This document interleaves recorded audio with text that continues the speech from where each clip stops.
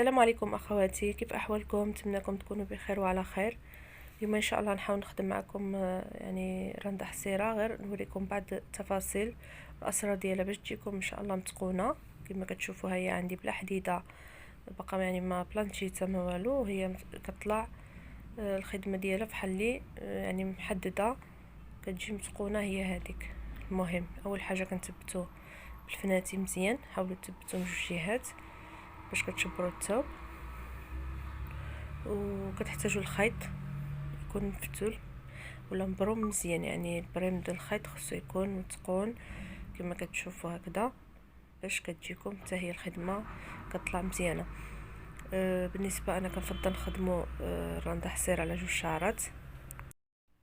هنا انا كنتسالي الخيط ودفنته في الثوب واستعملت خيط جديد، غادي نثبتو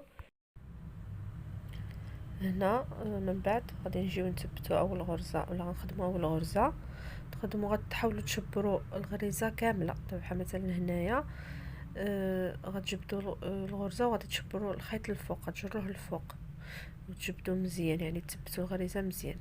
لان بعض الساعات كنشبروا الغرزه ما كنشبروش كامله، كنخدموا في وسط الخيط اللي كيكون تما بحال مثلا هكذا، كتهزوا غير الخيط وكيبقاو ديك العيون ديال الرنده ما كيبانوش متقونين، كيبانوش واضحين.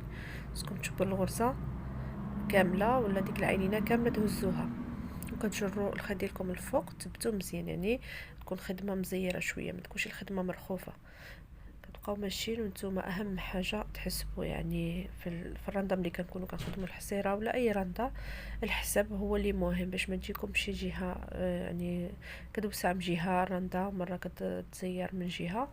خصكم ضروري تبقاو كتحسبوا كل ما تفوتوا جوج سطور ثلاثه، حسبوا خصوصا بالنسبه اللي عاد كيتعلموا، اخوات اللي كيتعلموا خصهم ضروري يبقاو يحسبوا كل صف يمشيو يجيو يحسبوا فيه شحال عدد الغرز، لان الا زادوا غرزه ولا نقصوا غرزه كيقدروا يتفاداو ولا يصلحوا، ما يقطعوش بزاف د الرنده.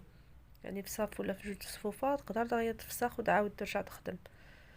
المهم هنايا كتخدموا بهذه الطريقه عادي، كتخدموا الرنده ديالكم غير زيروا يدكم شويه وصافي، وكتجبدوا الخيط للاتجاه الفوقاني باش ما كتجيكمش الغرزه واسعه.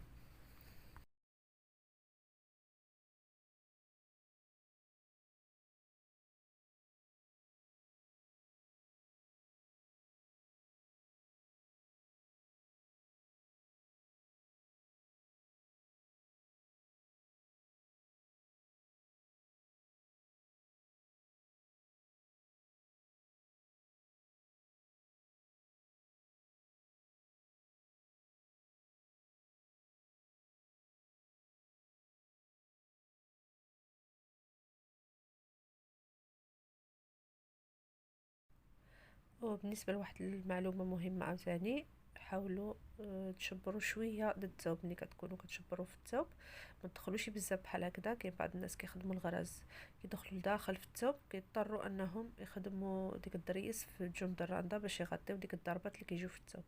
حنا غنحاولوا يكونوا الضربات قراب بعضهم قرابين، وفي نفس الوقت كنهزوا شويش من الثوب، يعني الضريبات خصهم يكونوا معوضين كما كتشوف هكذا. شوف هزيت القياس اللي نقدر تدخل لي فيه الابره وصافي، باش كتجي الرنده في ديك الضربات اللي كيجيو في الجنب ديال الثوب كيجيو متقونين. وحتى المسافه بين غرزه او غرزه اللي كيكونوا في الثوب خصهم يكونوا متقاربين ويكونوا قد صافي. كنجيو نضربوا الغرزه الاولى، كنجروا الفوق وكنخدموا عادي وكنبقاو نحسبوا كما قلت لكم. واهم حاجه انكم تخدموا من احسن، زعما الا كان ممكن انكم تخدموا بالخيط على جوج كتجي الرنده ديالو متقونه احسن. خصوصا يعني الا ما طلبت لكم شي الكليانه ان تخدموا لا رنده على 3 شعرات ولا 4، خدموا لا بجوج شعرات من احسن، كتجي الحاجه متقونه. واحد الملاحظه اخرى، ما تبقاوش تجبدوا الثوب للجهه اللي كتكونوا خدامين فيها. دابا مثلا الجهه اليمين كنبقاو نجروا حنا ديك الطرف ديال الثوب اللي كيكون حتى كنجبروا جهه طويله على اخرى. ملي كنجيو نساليو الرنده كتجبر مثلا ملي كتوصل لفتحه العنق الفوق دوره العنق كتجبر جهه اليمين اللي كتكون خدامه بها دائما كتجبرها زايده، لان علاش كنكونوا كنجروا الثوب بزاف وكان بلا ما كنتبهوا. خصكم غير تشبروا في الثوب شويه، يعني غير بلا ما تجبدوا لا من اليمين ولا من اليسار، صافي كتكملوا الخدمه ديالكم عادي كما كتشوفوا هكذا. المهم هادو بعض النصائح باش تجيكم رندا الحصيره متقونه، كنتمنى يكونوا يعني تستافدوا منهم.